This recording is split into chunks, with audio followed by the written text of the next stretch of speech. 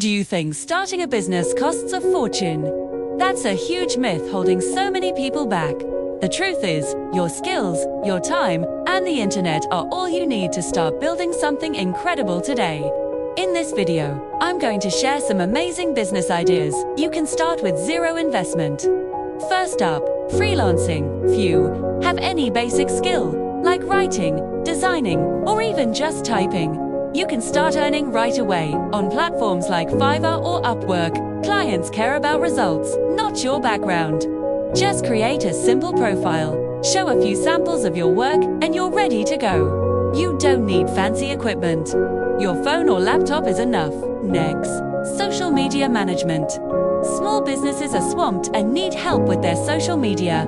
You can step in, manage their posts and engagement, even with no experience. Offer a free trial to a local business, and once they see your value, they'll happily hire you.